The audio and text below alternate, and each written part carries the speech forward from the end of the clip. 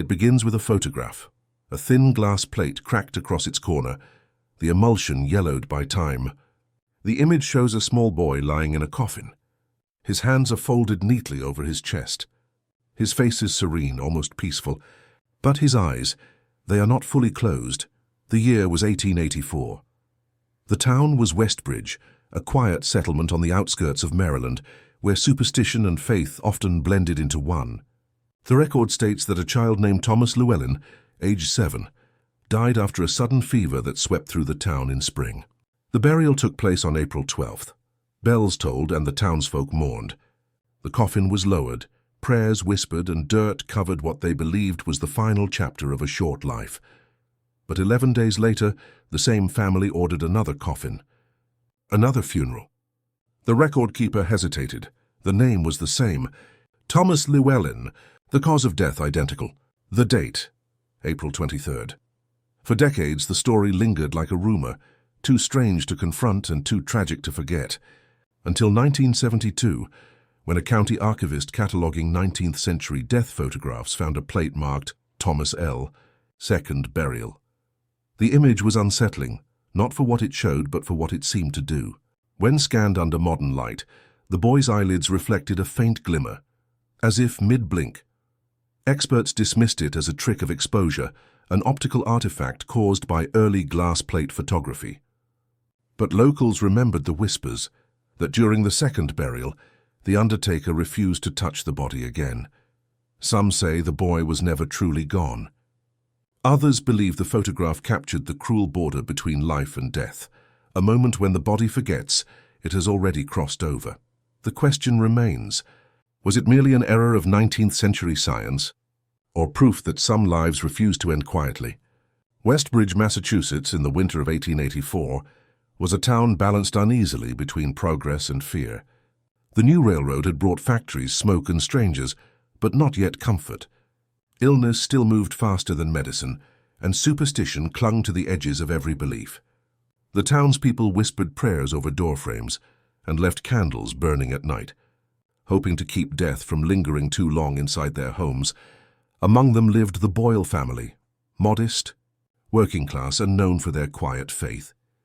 Patrick Boyle labored at the ironworks, while his wife, Margaret, tended to their 3 children in a small timber cottage at the edge of Mill Street. But that winter, their youngest, Thomas, fell ill with what doctors called lung fever. Within a week, the child's breath had faded. He was 8 years old. Death in those days was not hidden. It was faced, documented, and in its own way preserved. Families often sought the services of photographers who specialized in what was called the mourning portrait, a final image meant to hold memory still. Among the few in Westbridge who offered such work was Elias Kern, a reserved man in his 30s who operated a small studio behind the post office. His reputation was built on precision and patience. He waited for the perfect stillness before opening the shutter. When the Boyles asked him to photograph their son, he agreed, as he had done for others before. On that January evening, the parlor was dimly lit by candles, their soft light reflecting faintly on the boy's pale face. The photograph captured a delicate balance, the serenity of a child in repose, yet with eyes that appeared neither fully open nor closed. 10 days later, Kern was summoned again, but not to photograph. The Boyles had requested a second burial. The reason, they told the pastor, was that the coffin had been disturbed during the thaw, and that the boy's face was not as before. Their words unsettled those who heard them. The Westbridge Herald printed a single line about it in their January 21st issue. An unprecedented reinterment was carried out this week at the Boyle plot, cause withheld by request. No one questioned the family's grief. Only one man remained silent, Elias Kern, who from that day forward never took another photograph. By the spring of 1885, the whispers in Westbridge had grown too loud for the parish to ignore. The story of the Boyle boy, the child buried twice, had begun to take on a life of its own. Some claimed to have seen light in the graveyard at night. Others spoke of the boy's eyes, said to have changed after burial. The local priest, Father Callahan, wary of growing superstition, ordered an informal inquiry. He called it an effort to settle rumor with reason, but few in town believed it would be simple. The parish's investigation began with the documents. Thomas Boyle's death certificate, signed on January 11, 1884, recorded the cause of death as lung fever, but when the coroner's ledger was examined, the entry appeared amended, a second line written faintly beneath the first in darker ink, reading respiration uncertain. No one could say when or why it had been altered. The coroner himself, a man named Whitfield, had died the following year, taking any explanation with him. More troubling was what surfaced from the studio of Elias Kern. Among his neatly kept account books was a single line that contradicted the accepted record. Boyle. Teku sitting 1 Jan 10, sitting 2 Jan 21, 2 dates. 2 sittings. The first corresponded with the day before Thomas's death, was officially recorded. The second, 10 days after his burial. The gravedigger, Samuel Horn, also provided a statement that would keep the case alive for decades. He claimed the soil had been unusually soft for midwinter, as if recently turned. More unsettling, he described no odor, no sign of decay. It was as though the earth had taken him gently, he told the parish. His account was dismissed at the time as the ramblings of an uneducated man. Yet his memory would later prove difficult to discredit. Attention soon turned to the photograph itself, one of only 2 known images from the sittings. The boy's face appeared serene, his right eye half shaded by candlelight. But when examined closely, the left pupil seemed faintly constricted, as though reacting to brightness. Medical experts, decades later, would argue that such contraction is impossible after death. Still, skeptics insisted it might be an optical illusion, a quirk of the collodion process, where even the faintest tremor of light could alter perception. And yet, one thing could not be explained. Post-mortem photography could produce softness, even the illusion of movement, if a long exposure met a flickering flame. But no known process could create the appearance of a blink, not in 1884, and not with the equipment Elias Kern used. By the turn of the century, most who had known the Boyles were gone. Their house stood empty, and Kern's studio had long been shuttered. In 1903, an archivist catalogued the photograph among other Civil War-era relics, mislabeling it simply as child. 1880s. Then it disappeared. Nearly 70 years later, in 1972, the glass plate resurfaced during a university inventory of county archives, wrapped in cloth, cracked but intact. The archivist who handled it reported something peculiar. When viewed under certain light, the eyes seemed to resist focus. Every mystery begins as a mistake, until the evidence refuses to stay. Buried. The rediscovery of the Boyle photograph in 1972 marked the beginning of a new phase in its strange, uneasy history. It had been misfiled in the Massachusetts Historical Society archives for decades, tucked among a collection of Civil War battlefield images. The plate, still wrapped in its original cloth and labeled in fading ink, was brittle and dusted with silver residue. When archivist Daniel Reeves listed it for restoration, he thought little of the name on the accompanying card. Thomas Boyle, Westbridge, 1884. He had no idea that the photograph had once been considered too disturbing to display. Dr. Helen Stroud, a respected photographic conservator from Boston University, was brought in to examine it. Stroud had made a career out of restoring 19th-century glass negatives, but this one unsettled her almost immediately. The exposure notes etched faintly into the plate's margin didn't match the lighting ratios present in the image. The exposure length, she wrote in her notes, is inconsistent with the density of shadow. Either the process was interrupted, or the light changed mid-capture. Both explanations were, by technical standards of the 1880s, nearly impossible. As she worked, Stroud also observed a strange optical imbalance. The left side of the image bore heavier emulsion buildup, as though part of the scene had been re-exposed. In normal portraiture, such inconsistencies might signal damage or error, but under controlled microscopy, the variance appeared deliberate, as if the camera's position had shifted slightly between 2 exposures. In other words, there may have been movement in a scene that should have been still. The photograph, by that point, had already become a subject of hushed fascination among historians of death and mourning. In the late Victorian period, when mortality was constant and medicine uncertain, the bereaved often turned to photography to preserve the illusion of life. Children were posed upright, their eyes painted open on the prints, their small bodies arranged among siblings. For many families, it was the only image ever taken. But grief could distort perception. Historians later described a phenomenon called grief hallucination, in which parents claimed to see motion, a breath, a twitch, in post-mortem portraits. Photography intended to comfort sometimes fed delusion. And yet the Boyle case defied even that psychological framework. If two photographs truly existed, as Kern's studio log suggested, the differences between them could not be explained by emotion alone. When side-by-side prints were examined under spectral light in 1973, Dr. Stroud's team noted subtle differences in shadow placement on the boy's face and collar, variations that could not occur without a change in lighting or angle. "It's as though the child leaned fractionally forward," her report read, between exposures taken at separate moments. A year later, an internal museum memorandum, later leaked to a local paper, mentioned a finding that only deepened the riddle. Dated February 14, 1974, it stated, "Upon magnification, subject's right eyelid shows differential shadow displacement, consistent with downward motion during exposure." It was the first time an institutional record acknowledged what many privately suspected, that the photograph may have captured a living movement. Researchers began to re-examine Elias Kern's career. After the Boyle incident, his later work revealed an unsettling preoccupation with the dead, blurred images, soft edges, and faint spectral distortions that critics described as ghostly. By 1889, he was accused by peers of fraud, accused of staging spiritual photographs to sell to grieving families. Then in 1890 he vanished. His studio was found empty, the chemicals evaporated, the ledger half burned in the stove. Only one letter survived, written by his former assistant and published in a Boston newspaper years later.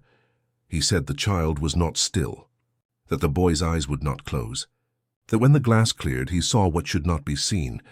It was dismissed at the time as melodrama, the embellishment of a disillusioned employee. Yet when historians compared the statement to Kern's surviving photographs, they noted a recurring theme, an almost pathological obsession with stillness, as though the photographer had spent his final years trying to recreate or erase a moment he couldn't forget. By the late 20th century, psychological experts entered the debate. Some attributed the illusion of movement to pareidolia, the brain's tendency to interpret random visual patterns as meaningful forms. Others argued that the Boyle's trauma may have led to collective misremembering, a merging of grief and myth. But Dr. Stroud's findings made those explanations uneasy. Every frame, every chemical trace she studied, resisted dismissal. In her final published paper on the subject, she wrote words that have since become the cornerstone of the Boyle mystery. In most cases, the photograph is merely a record of a moment once lived. In the Boyle case, the line between photograph and witness collapses. From that point onward, the story of Thomas Boyle was no longer folklore. It became a question, one that science could not comfortably answer, and that time refused to let fade. By the 1980s, the Boyle photograph had become a strange footnote in Massachusetts folklore, a curiosity whispered in archival circles, but dismissed by academics as an illusion born from grief and poor preservation. That changed when a young medical historian, Dr. Alan Merrick, arrived at Westbridge College in 1982. Merrick specialized in 19th century mortuary practices, specifically premature burial, a fear that had haunted Victorians more than ghosts ever could. He had read about the Boyle case in an old journal footnote and sensed something overlooked, not superstition, but science. Merrick's early notes show a careful skepticism. Claims of resurrection, he wrote, are invariably metaphors for loss misinterpreted through bad documentation. But the Boyle records didn't fit that pattern. The first clue came from the coroner's book of 1884, stored in the county basement, damp, warped but intact. There, beneath the name Thomas Boyle, the listed cause of death read lung fever. Yet on the facing page, Merrick noticed something odd. A faint line had been drawn through the same entry and rewritten in a different hand, darker ink. Uneven pressure, as confirmed fatal. To Merrick, this alteration wasn't clerical. It was defensive. Someone had tried to seal a mistake. He began comparing the Boyle burial records with other deaths in that winter's register. None showed such corrections. Then, deeper in the archive, he found a small packet of letters, tied with cotton string and marked church correspondence. January 1884. Inside were 3 letters from Margaret Boyle, Thomas's mother, written to the parish priest. Her handwriting wavered but was urgent. One line repeated across all 3. I begged them to wait. He was warm still. Forensic historians often talk about moments when a case ceases to be academic. Merrick later said that reading those letters was the moment the room fell silent. He began to wonder if the first burial hadn't been a burial at all, but a living interment, misdiagnosed as death during the height of the winter fever epidemic. At that time, medical understanding of comas was primitive. Shallow breathing and faint pulse were often mistaken for lifelessness.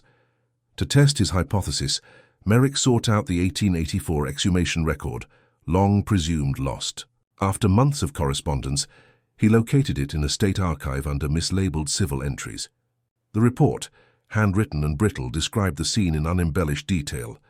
Upon reopening the coffin, subject exhibited eyes partially open. Fingernails of both hands show scraping impressions against inner lid. The word stunned him. Forensic indicators, especially signs of scratching, aligned with known cases of premature burial in the era before embalming. By all logic, the boy had awakened underground. But the shock deepened with what came next. The final paragraph of the same report noted that the family requested immediate reposition and reburial following visitation by the photographer. Merrick realized this must have been Elias Kern, the same man who had taken the original death portrait. Yet when he examined the surviving image, the one held in the Massachusetts Historical Society, there were no marks, no signs of decay, no trace of the panic described in the exhumation document. Thomas looked peaceful, untouched, almost ethereal. If the report was accurate, then one of 2 things had to be true. Either the photograph had been staged after the boy's second and final death, or the photograph was an attempt to erase the evidence of what had really happened. Kern himself offered no testimony. He disappeared from public record in 1890, his name surfacing only once more in a Boston ledger, noting fraudulent image practices. But even that note left ambiguity. Fraud, yes, but of what kind? Faked death? Altered plates? To push further, Merrick requested the photograph's physical analysis. By the 1980s, new forensic light techniques allowed the study of emulsion layers, effectively fingerprints in the film itself. Under magnification, the Boyle photograph revealed something unprecedented: 2 distinct layers of exposure with differing micro-crack patterns. One showed the initial capture. The other indicated a second image, faintly offset, as if taken days later and printed on top of the first. This was not double exposure for artistic effect, it was technical tampering. Someone had merged 2 moments into one. Merrick's conclusion was cautious but devastating. He wrote, "All material evidence supports a live burial and subsequent re-exposure of the body. The photographic record was likely altered to restore dignity or to conceal error." The press, when the paper surfaced in 1986, seized the sensational aspect. "The Boy Who Blinked," ran one headline. "Victorian photographer covers up premature burial," another. But Merrick himself never embraced the drama. In a recorded interview, his voice softened. "The image doesn't prove a miracle or horror. It proves a mother couldn't let go, and a man tried to give her closure the only way he knew." Years later, in 2023, a digital restoration project by the Massachusetts Institute of Technology revisited the photograph with AI-enhanced pattern recognition. The algorithms confirmed Merrick's suspicion. The fine web of surface cracks didn't align with a single moment of exposure. The timestamps embedded in the plate coating, a primitive manufacturer's mark, showed 2 distinct production dates, 11 days apart. The Boyle photograph, long dismissed as folklore, was now scientifically proven to have been taken twice. But if the boy's body was exhumed and photographed again, who gave that order? The mother's letters hinted at pleading but not decision. The exhumation record named no authority.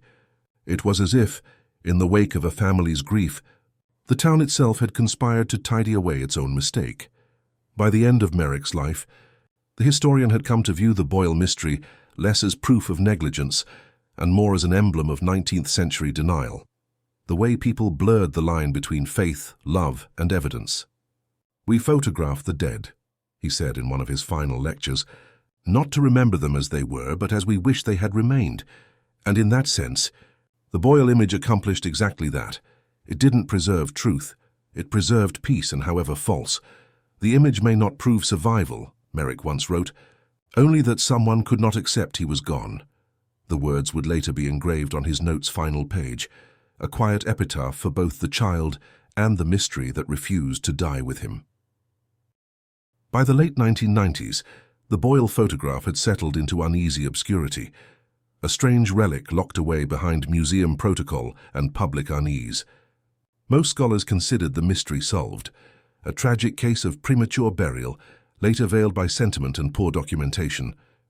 But in 1999, technology reopened the wound. The Massachusetts Historical Society initiated a digital restoration program intending to preserve 19th-century glass negatives through high-resolution scanning. The Boyle plate, long stored under restricted access, was among them. For years it had gathered quiet dust, its image seen only by researchers and archivists who no longer believed its legend. That changed when the Restoration Lab's monitors flickered. At first, the anomaly seemed trivial, a brief tonal shift in the child's face during the scanning process.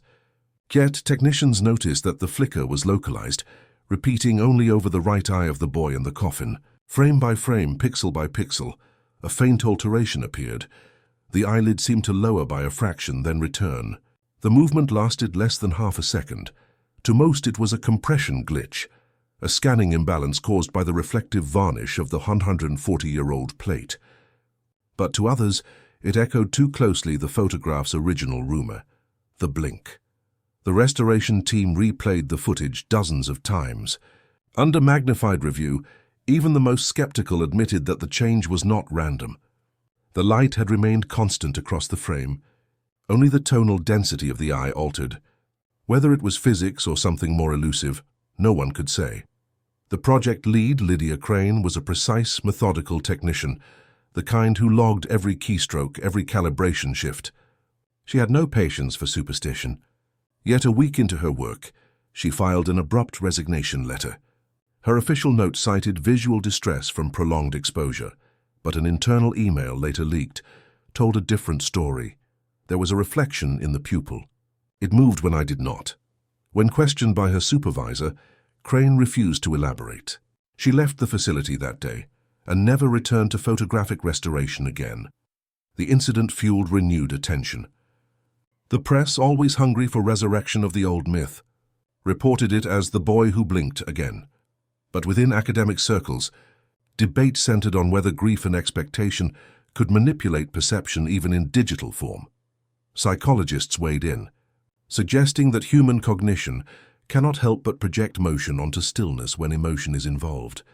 The same phenomenon that makes us see a breath in the chest of a loved one who's gone, or a flicker in an old film frame when we want to believe someone still exists there. The Boyle image, they argued, wasn't alive. We were. Still, the event forced curators to re-examine the photographer himself. In 2001, a new discovery emerged. Elias Kern's missing journal, recovered from a trunk donated to a Boston estate sale. The journal's final pages were water-damaged, ink fading to gray, but one line stood clear. He woke for a moment. "I wished I had not seen it." The entry was dated January 21, 1884, 11 days after Thomas Boyle's recorded death, the same interval between the two photographs. For historians, the words were both confirmation and condemnation. If taken literally, Kern had witnessed something beyond explanation, a final stir of life mistaken for death. But if metaphorical, it was equally haunting, the confession of a man consumed by guilt, documenting not resurrection but remorse. Debate ignited once again. Some claimed Kern had exploited the family's grief for profit, staging a second photograph to sell the illusion of peace. Others saw him as a broken witness, a craftsman who had captured the unbearable, then spent his life trying to prove to himself that it hadn't happened. In symposium papers and documentaries that followed, the Boyle case became a study in layered truth. The coroner's error, the mother's pleas, the second exposure, the missing journal, All could coexist without contradiction. No single fact needed to be supernatural. Reality itself was disturbing enough. Modern analysts concluded that the so-called blink effect was likely an optical illusion, a product of emulsion degradation and differential light scattering during the scan. Yet even after technical explanations settled, one question remained unanswered. Why did the image continue to evoke such unease, even among those who knew it was mechanical? Perhaps, as psychologists suggested, the photograph had transcended documentation. It had become a mirror of denial, a physical manifestation of the human refusal to let go. The illusion of motion wasn't proof of the boy's return. It was proof of how deeply people needed him to return. When Lydia Crane was later interviewed, she refused to describe what she saw. Her only statement was quiet, almost weary. Sometimes stillness lies to you, sometimes it doesn't.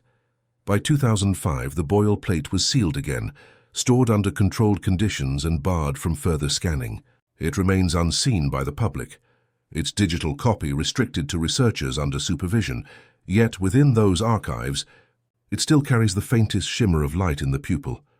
The same point where every observer claims to feel watched, if only for a heartbeat. The narrator's tone lowers now. Reflective, nearly resigned, after a century and a half, the evidence no longer matters. What endures is the gaze, the illusion that refuses to fade. Whether it was a trick of exposure, a flicker of life, or the echo of a mother's faith, the Boyle photograph reminds us that death, too, can deceive. What blinked may not have been the boy, but the line between life and death itself. By the mid-1970s, the Boyle photograph had crossed from whispered legend into public curiosity. In 1976, the Massachusetts Historical Society briefly included it in an exhibition titled Faces of the Departed, The Lost Art of Post-Mortem Photography. The image hung in a dimly lit corner, framed in thick glass, no captions beyond its archival label. Thomas Boyle, Westbridge, 1884. The reaction was immediate and volatile. Visitors reported nausea, unease, even fainting. Local newspapers described crowds standing silently before the glass, transfixed, yet visibly disturbed. Within a week, the exhibit was closed, the photograph removed, and the museum issued a statement citing public distress disproportionate to artistic intent. That would be the only time the Boyle photograph was displayed publicly. In the years that followed, it migrated from gallery walls to academic journals. Scholars of grief, photography, and spiritualism began referencing it as a case study, not for what it proved, but for what it questioned. The image blurred boundaries between art and evidence, mourning and voyeurism, reverence and intrusion. By the late 1980s, it appeared in the Journal of Mortuary Culture under a new term coined by historian Dr. Alan Merrick, the Boyle paradox. The phrase described the tension between emotional truth and empirical impossibility, how something could feel undeniably real while defying every known explanation. Experts divided sharply. To some, the Boyle image was a visionary record, an early accidental study of human transition, that infinitesimal space between life and death. To others, it was a moral failure, an exploitation of a grieving family by a photographer too ambitious, or too obsessed, to draw ethical lines. Dr. Helen Stroud, who once examined the plate under magnification, summarized the divide in a 1994 symposium. Every era finds itself in that face, the child between two worlds. What we see there says less about him and more about ourselves. The cultural echoes have persisted into the digital age. Online forums debate the photograph's authenticity, frame by frame, pixel by pixel. Amateur analysts upload supposed reconstructions, each claiming to capture the elusive blink. None succeed. Artificial intelligence, machine learning, and modern restoration software have failed to reproduce the tonal anomaly. The phenomenon remains unreplicable, bound to its century-old medium, as if the image resists imitation. Today, the original glass negative lies sealed within a temperature-controlled vault at the Massachusetts State Archive, preserved under strict access policies. Only 3 people have handled it since 2005, each under watch and documentation. Even the high-resolution digital copy is encrypted and restricted, marked with the classification Sensitive Historical Material, Visual Distress Risk. The irony endures. A photograph once made to preserve memory is now hidden to protect those who might remember too vividly. What began as an act of devotion has become an artifact of restraint, an image both too powerful and too fragile for open display. The narrator's voice softens as the story draws toward reflection. In the end, Thomas Boyle was buried twice, once by his family and once by history. Photography once promised to hold memory still, to capture what time would eventually erase, but the Boyle photograph revealed something unsettling, that stillness can deceive, that a frozen moment may not bring peace, only doubt. It showed how the human desire to preserve what's gone can blur into something far darker, the refusal to accept loss itself. For centuries, we've turned to images to ease the ache of absence. Yet every photograph of the dead is also a confrontation, a mirror reflecting our own fear of forgetting. The Boyles believed they were saving their son's likeness. Instead, they created an image that refused to rest, an echo that kept whispering back through the decades. At what point does remembrance become trespass? When does the search for proof of love become an intrusion upon death's silence? The Boyle photograph leaves us without comfort, without closure, only the uneasy recognition that grief can make us reach beyond the natural order. Perhaps the truth of that photograph isn't about death at all, but about the living and what they cannot release. In 1884, Thomas Boyle may not have returned from the grave, but in that brief, impossible blink, it was the living who were seen.